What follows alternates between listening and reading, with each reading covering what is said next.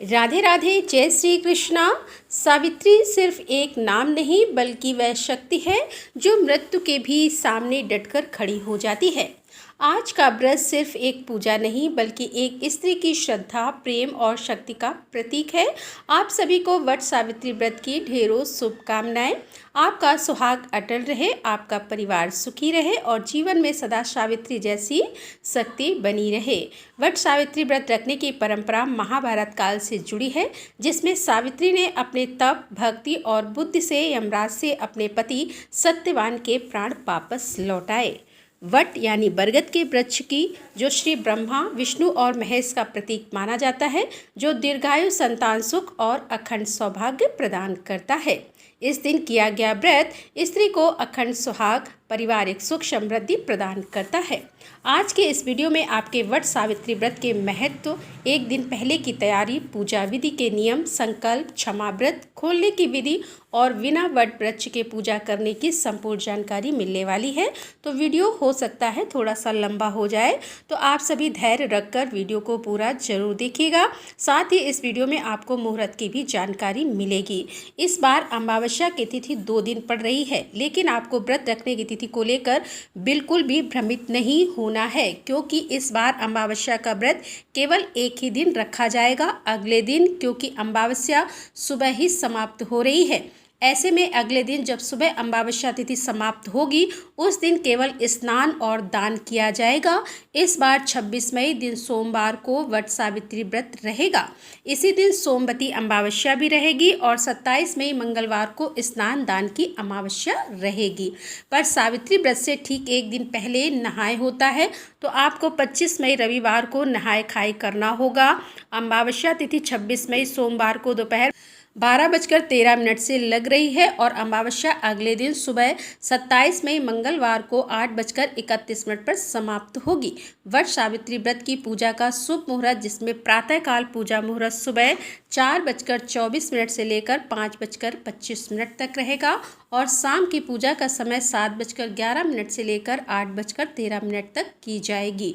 कुछ लोग दोपहर में पूजा करते हैं, तो दोपहर की पूजा का शुभ मुहूर्त दोपहर 2:36 से लेकर 3:31 तक रहेगा। गोधूली मुहूर्त शाम 7:10 से लेकर 7:31 तक रहेगा और इस दिन राहु काल सुबह 7:30 से लेकर 9 बजे तक रहेगा। राहु काल के समय अशुभ मुहूर्त माना जाता है, इसलिए इस समय में आप कोई जरूरी काम, कोई शुभ काम करने से बचें।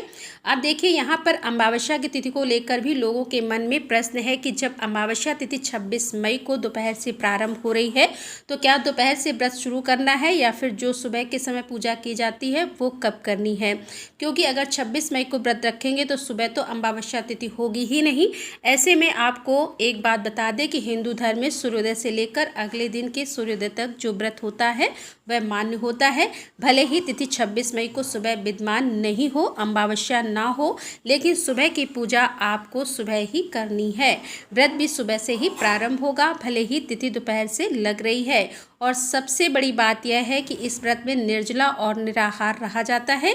ऐसे में क्योंकि गर्मी का मौसम होता है, तो अगर आप सुबह की पूजा देर से करेंगी तो आपके लिए परेशानी हो सकती है, क्योंकि इस व्रत में जब तक सुबह पूजा नहीं की जाती तब तक सभी लोगों को निर्जला और निराहार रहना चाहिए। और फिर जिनकी सामर्थ्य निर्जला रहने की ना हो, तो वो पूजा करने के बाद, फेरी लगाने के बाद में जल, फल या दूध ग्रहण कर सकते हैं। अब आप में से कुछ माताएं बहनें यह भी सोच रही होंगी कि सुबह तो तिथि है नहीं, तो दोपहर में जब तिथि लग रही है तभी हमें पूजा करनी चाहिए। तो दोपहर का मुहूर्त भी आपको बता दिया गया है। जैसी आपकी श्रद्धा हो उसी मुहूर्त के अनुसार आप पूजा कर सकती हैं, फेरी लगा सकती हैं। वट सावित्री व्रत में अगले दिन व्रत का पारण किया जाता है। तो 27 मई दिन मंगलवार को सुबह 5:45 से लेकर 7:55 तक आप वट सावित्री व्रत का पारण कर सकती हैं। यानी इस समय में आप अन्न, जल, फल, दूध जो भी आप ग्रहण करना चाहती हो वो ग्रहण करके अपने व्रत का समापन कर सकती हैं। अब क्योंकि दो व्रत एक ही दिन पड़ रहे हैं, सोमवती अमावस्या भी है, तो ऐसे में बहुत सारी माताएं बहनें सोमवती अमावस्या या अमावस्या का भी व्रत रखेंगी। तो साथ ही साथ इस बार वट सावित्री व्रत भी इस दिन रखा जाएगा। तो दो व्रत आप कैसे रखें, पहले इस बारे में बता देते हैं। तो इस बार आप सोमवार को ही दोनों व्रत एक साथ रख सकती हैं। सोमवती अमावस्या में भी पीपल के पेड़ की या तुलसी जी के पौधे की परिक्रमा की जाती है, भवरी दी जाती है, क्योंकि वट सावित्री व्रत में बरगद यानी बड़ के पेड़ की पूजा अनिवार्य रूप से की जाती है। तो अगर आप इस दिन पीपल के पेड़ की पूजा ना भी कर पाएँ तो केवल बड़ के यानी बरगद के पेड़ की परिक्रमा करके भी सोमवती अमावस्या का व्रत पूर्ण कर सकती हैं। बस आपको ध्यान ये रखना है कि अगर आपने सोमवती अमावस्या के साथ साथ वट सावित्री व्रत भी रखा है और निर्जला यदि आप रहना चाहती हैं तो फिर आपको वट सावित्री व्रत के नियमों का पालन अधिक करना होगा।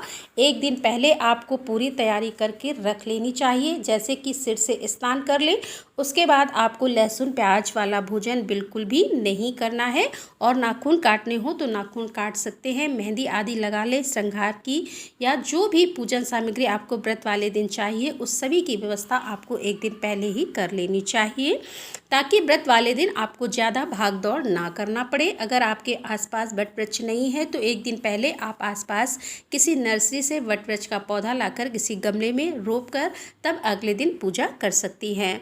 पहले तो कोशिश कीजिएगा कि आपके आसपास नहीं है तो कुछ दूरी पर, कुछ किलोमीटर दूरी पर ही आपको वट वृक्ष जरूर मिल जाएगा, किसी मंदिर में होगा। अगर फिर भी वट वृक्ष ना मिले आपको चिंता बिल्कुल नहीं करनी है। ऐसे में आप क्या करेंगे कि घर के मंदिर में वट वृक्ष की तस्वीर या प्रतिमा स्थापित कर सकती हैं और पूजा आपको उसी भाव और श्रद्धा से करनी है जैसे सामने वट वृक्ष हो। फिर एक छोटे गमले में आप बड़ का पौधा लाकर उसकी पूजा भी कर सकती हैं। इसके अलावा आप ऑनलाइन या मोबाइल पर वट वृक्ष के दर्शन करते हुए मन ही मन उनका आवाहन करके पूजा और अपनी ही जगह पर खड़े होकर परिक्रमा भी कर सकती हैं, क्योंकि इस दिन वट वृक्ष की पूजा की जाती है। तो ध्यान रखिएगा कि आज के दिन आपको वट वृक्ष के ना तो पत्ते ना ही टहनियाँ तोड़कर रखनी है। अगर आपको टहनी की आवश्यकता हो तो एक दिन पहले लाकर आप किसी गमले में मिट्टी में टहनी को रोप सकती हैं, क्योंकि पूरे बरगद के वृक्ष की ही पूजा की जाती है। तो ऐसे में टहनी की पूजा का उतना महत्व नहीं होता। कोशिश कीजिएगा कि टहनी की जगह आप कोई पौधा लाएं और उसे पूजा करने के बाद अगले दिन किसी पवित्र जगह पर रोपित कर दें और बड़े होने तक उस पौधे की देखभाल करें। अगर पीरियड्स हो तो क्या वट सावित्री व्रत नहीं रखना चाहिए, या अगर आप पहली बार यह व्रत रख रही हैं और आपके पीरियड्स हो रहे हैं तो क्या पहली बार आप व्रत प्रारंभ कर सकती हैं। तो देखिए, जहाँ तक हो सके आपको पूरी तरह से शुद्ध अवस्था में ही कोई भी व्रत पहली बार प्रारंभ करना चाहिए, क्योंकि अपने हाथ से आपको पूजा करनी होती है, अपने हाथ से श्रृंगार की सामग्री अर्पित करनी होती है। लेकिन कई बार समस्या यह भी आ सकती है कि क्या पता अगले साल जब फिर से यह पावन दिन आए, फिर से आपको पीरियड्स हो रहे हों, तो ऐसे में फिर यह व्रत आप उठा ही नहीं पाएंगी। तो ऐसे में आप अपने परिवार में अपनी सासू माँ, अपनी जेठानी से सलाह मशवरा कर सकती हैं और अगर उनकी परमिशन हो तो उनकी सहायता से आप इस व्रत को पहली बार से प्रारंभ कर सकती हैं। अगर पीरियड्स भी हो रहे हों तो पीरियड्स की अवस्था में आप खुद से पूजा ना करें, दूसरों से, परिवार में किसी भी महिला कन्या से सुहाग की सामग्री जो बरगद के वृक्ष हैं उन पर अर्पित करा सकती हैं। जो भी नियम होते हैं वह आप अपने हाथों से ना करके दूसरे के हाथों से करवा सकती हैं, लेकिन खुद श्रृंगार अवश्य कीजिएगा। और ऐसे में आप कथा, मोबाइल आदि के माध्यम से सुन सकती हैं। अपने हाथ से पूजा खुद नहीं करनी है, लेकिन मन में भाव पूरी तरह से पूजा का आपको रखना है। व्रत के दिन अगर पति घर पर नहीं है तो फिर इस व्रत को कैसे करें, यह भी एक बड़ा प्रश्न उन माताओं बहनों के लिए जिनके पति काम के कारण शहर से बाहर या आपके साथ नहीं हो, कहीं बाहर गए हुए हों। तो देखिए, आजकल ज़माना बदल चुका है, बहुत चीज़ें आधुनिक हो गई हैं। ऐसे में आप मोबाइल या इंटरनेट के माध्यम से या व्रत पारण करते समय उनका दर्शन कर लें और मोबाइल के माध्यम से उनके चरण स्पर्श करके भी आप जल फल ग्रहण करके व्रत खोल सकती हैं। व्रत के दिन आपको पूजा कैसे करनी है, क्या क्या करना है, क्या नहीं करना है, तो इस बारे में आप जान लीजिए। व्रत से एक दिन पहले आपको केवल सात्विक भोजन करना है, मन को पवित्र रखना है और व्रत में उपयोग होने वाली सभी सामग्री जैसे वट वृक्ष की पूजा के लिए धागा, रोली, मौली, अक्षत, सिंदूर, फल, मिठाई, जल का कलश, नई चूड़ियाँ, साड़ी या चुनरी आपको तैयार करके रखनी है। सुबह स्नान करने के बाद घर की साफ सफाई करें और कहाँ पर पूजा करनी है यह भी आप तय कर लें। अगर संभव हो तो वट वृक्ष का पूर्व दर्शन करके प्रणाम करें, फिर व्रत वाले दिन घर की साफ सफाई करके स्नान करें। खास तौर पर लाल या पीले रंग के वस्त्र जैसे साड़ी या सूट आदि पहनकर फिर संकल्प लें कि आज आप वट सावित्री व्रत अपने पति की दीर्घायु और परिवार की सुख समृद्धि के लिए करने जा रही हैं। अगर संभव हो तो वट वृक्ष के नीचे जाकर या उसके समीप बैठकर आपको संकल्प लेना चाहिए और पूजा करनी चाहिए। पूजा सामग्री में जल का कलश, दीपक, रोली, मौली, कच्चा सूत, अक्षत, धूप, मिठाई, हाथ का पंखा आपको लेकर जाना है। इस दिन सत्यवान सावित्री की प्रतिमाओं के साथ ही ब्रह्मा जी और यमराज जी की भी पूजा की जाती है और त्रिदेव यानी भगवान ब्रह्मा और विष्णु महेश की भी पूजा की जाती है। इसके अलावा पितरों की पूजा की जाती है। तो इस बात का ध्यान रखें कि आप किसी को भी भूले ना। बरगद के पेड़ की परिक्रमा करने के लिए आप कच्चा सूत या कलावा ले सकती हैं और जितना कच्चा सूत या कलावा आपके पास है, अगर परिक्रमा करते समय वह समाप्त हो जाए तो उसके आगे की परिक्रमा बिना धागे या कलावे के भी आप कर सकती हैं। वट वृक्ष की जड़ में जल अर्पण करें, कच्चा दूध अर्पित करें, फिर 5, 7, 11, 21 या 108 बार, जितनी आपकी सामर्थ्य हो उतनी बार परिक्रमा करें। धूप दीप जलाएं, पति की लंबी उम्र के लिए प्रार्थना करें, व्रत की कथा का पाठ या श्रवण करें और सत्यवान सावित्री की प्रतिमा या तस्वीर की पूजा करें। अंत में कपूर जलाकर आरती करें और अपने जीवन साथी को रोली अक्षत से तिलक लगाएं और उनके पैर छूकर उनका आशीर्वाद लें। व्रत वाले दिन व्रती महिलाओं को बिल्कुल भी क्रोध नहीं करना है, ज़्यादा बोलने से बचना है और झूठ नहीं बोलना है, दूसरों की निंदा या अपशब्द नहीं कहना है। क्या दान करें तो सुहाग सामग्री जैसे लाल चुनरी, चूड़ियाँ, सिंदूर, मेहंदी और बिंदी आदि किसी सुहाग महिला को भेंट कर सकते हैं। काले चने, फल, मिठाई, वस्त्र, दक्षिणा किसी ब्राह्मण या जरूरतमंदों को दे सकते हैं। एक थाली में वस्त्र, मौली, कुमकुम, मिठाई, दक्षिणा, दर्पण और हाथ का पंखा आदि रखकर वट वृक्ष को अर्पण करें और फिर किसी वृद्ध महिला को भेंट दे सकते हैं। व्रत का पारण अगले दिन सूर्योदय की पहली किरण के साथ ही किया जाता है। तो स्नान करके आपको पूजा करके फिर भगवान विष्णु और वट सावित्री को स्मरण करके व्रत का पारण करना चाहिए। इस व्रत में व्रत का पारण बरगद के फल या बरगद की कोपल खाकर किया जाता है। इसके अलावा कुछ लोग एक दिन पहले भिगोए गए काले चने से भी व्रत का पारण करते हैं। कुछ जगह पर मीठे गुलगुले, मीठे पुए आदि बनाए जाते हैं या पूरी पकवान से व्रत का पारण किया जाता है। आपके यहाँ पर जैसी भी मानता हो उसके अनुसार आप इस व्रत का पारण करें। सबसे पहले बुजुर्गों का आशीर्वाद जरूर ले लें और इस व्रत में भी अपने परिवार में अपनी सासू माँ को, अपनी जेठानी को या जो भी परिवार में सुहागिन महिला हो उन्हें श्रृंगार की सामग्री जिसमें दक्षिणा, फल या मिठाई रखकर उन्हें दें, उनके पैर छुएं और पति के पैर छूकर फिर व्रत खोलना चाहिए।